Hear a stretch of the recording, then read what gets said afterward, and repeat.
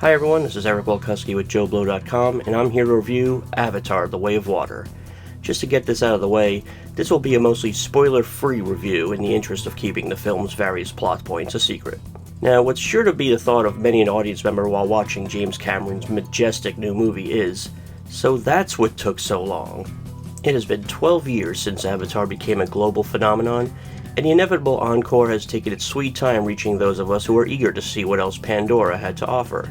The wait was significant, but necessary. Cameron and his technicians, artists, and designers clearly needed the years to ensure the sequel topped the original in every conceivable way. Well, they've succeeded, and then some. Strictly in technical terms, Avatar: The Way of Water is a visual marvel. Clichés such as "a feast for the eyes" don't do it justice. Cameron and his team have painstakingly thought through every imaginable fragment of Pandora's ecosystem, and there isn't a frame in the movie that isn't brimming with intricate visual detail.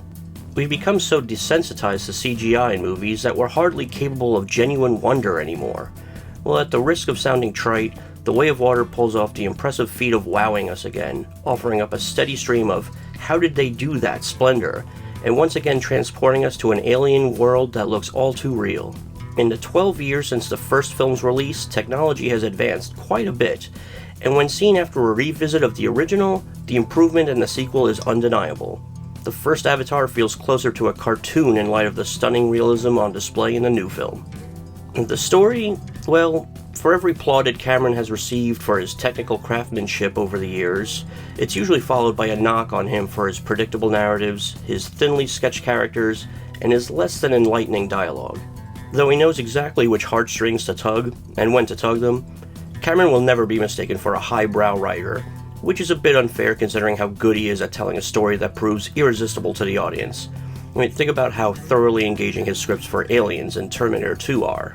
The Way of Water won't necessarily win over any naysayers who think he's playing checkers instead of chess in the screenwriting department, but Cameron isn't interested in complex narrative here. It's a simple fable with many familiar story beats.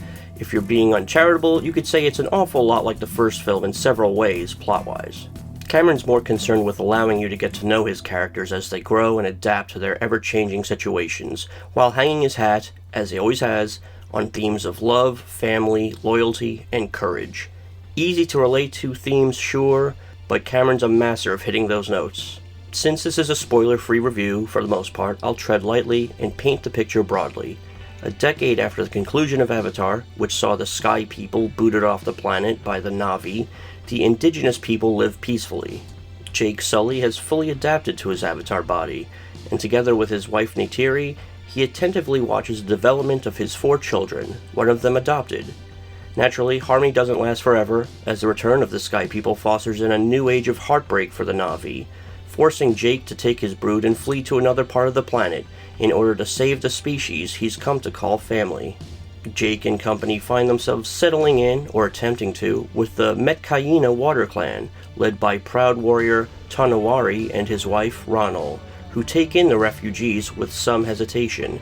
Now Jake and the rest of his family have to adapt to yet another new environment, the lush, sometimes treacherous waters and reefs of this previously unseen part of Pandora. And here Cameron and his enormous team of technicians really show off what they've been working on all these years. If the story slows down during the second act, it's to allow us to bask in this glorious new place as Cameron submerges us, and his characters, into an ocean teeming with dazzling flora and fauna. Cameron's affinity for the sea and all of its mysteries has never been more clear than it is here, and the long stretches where we simply swim along with our characters indicates he aims to make us cherish the water as much as he does. And who could blame him? During its most serene moments, the tranquility of the place is delightful, as long as Cameron allows it to be tranquil. True to his proficiency at being a veritable roller coaster designer, Cameron is never going to let us get too comfortable for long, constantly finding new threats and adventures to challenge our protagonists. Not unlike the first film, Cameron fills every inch of the screen with rich detail. One could watch the film 5 or 6 times and still not catch every vivid flourish he and his team have crafted. And this time around, these characters have real weight to them. Every move they make seems to affect their immediate surroundings. For as skillfully made as they were, the Na'vi in the first film often seemed to float along, betraying their digital landscape. This time, the characters for all the world look like they're actually there, and the motion capture magic performed by Weta has never been more impressive. The second act of the film is deliberately paced and absolutely gorgeous to behold as it is. One can sense Cameron's fallen so deeply in love with his creation that he never wants to leave it. Understandable to a point, but there's no doubt The Way of Water's 190-minute runtime is weighed down some by sequences in this section of the film. Naturally, that won't matter to you if you're immersed in the show Cameron's putting on, and the people who paid to see the first movie innumerable times just to lose themselves in Pandora's exotic atmosphere will have no complaints whatsoever.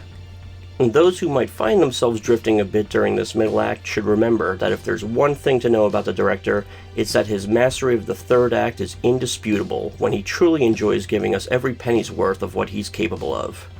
The Way of Water is no different, displaying Cameron's prowess at coordinating a finale filled with stunts, pyrotechnics, and nail-biting suspense, while keeping us invested in the fates of our main characters. The thrilling final 45 minutes, maybe it's an hour, of the movie combines the go-for-broke conclusions of the first Avatar and Titanic with the more perilous sequences from The Abyss thrown in for good measure. Cameron doesn't mind stealing from himself from time to time, and you likely won't mind considering he's giving yet another masterclass in how to send the audience out with a bang. What the director has in store for Avatar 3 is anybody's guess. It's hard to imagine how he'll top himself. But if there's one truism in the movie business, it's that you never doubt the man. I, for one, wouldn't mind seeing him take a few more risks with the direction of the story. He's basically tread the same path twice now, and while I'm fond of the main characters, I'd like to see them in a story that's a little more unpredictable next time out. Cameron's always pushing himself to show us the next most amazing thing possible. It would be heartening if the story followed suit. Perhaps it's encouraging that he has a team of writers working with him on these sequels. But make no mistake, as an experience, Avatar: The Way of Water is a terrific time at the movies. See it on the biggest screen possible, preferably in 3D. Yes, the high frame rate 3D is expertly accomplished here, no complaints at all on that front. To prop up yet another cliche, you've never seen anything quite like it, and these days, that's reason enough to go to the movies. I'm Eric Walkuski with JoBlo.com. Thanks for watching.